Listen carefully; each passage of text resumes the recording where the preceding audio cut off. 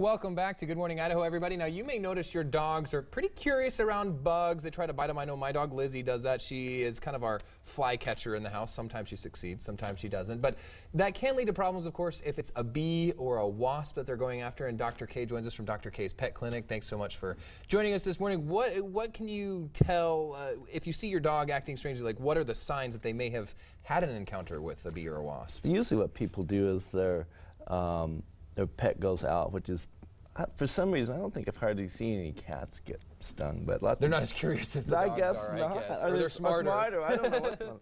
They go outside and they come back, then they hear a yelp, and the pet comes in, and sometimes they'll be holding a paw out, because sometimes they'll do this business. Oh, okay. Or they'll be flying around and they'll bite them, and then they can tell they're hurting, but they can't tell.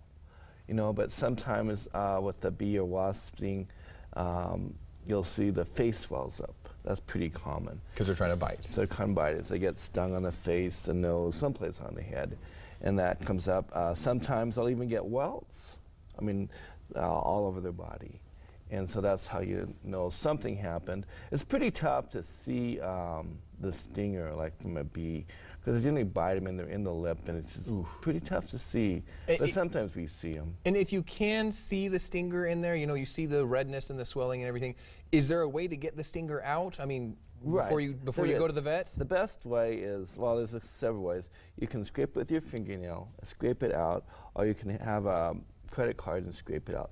But what you don't want to do is get a tweezer and squeeze it, because then you're just going to inject more venom into the site. Oh, so it's going to make it more infected or what have you on the inside. You'll have more reaction towards it, and then things will just get worse instead of better. And those are, of course, some of the minor ones when you can see it and you can get it out yourself. Now, I understand, though, there could be some more severe symptoms as well. If maybe the dog has an allergy, what would be some of the more severe things? Well, sometimes just like in people, they'll go into anaphylactic shock. And so they can start vomiting, they can have diarrhea, they can have respiratory difficulties.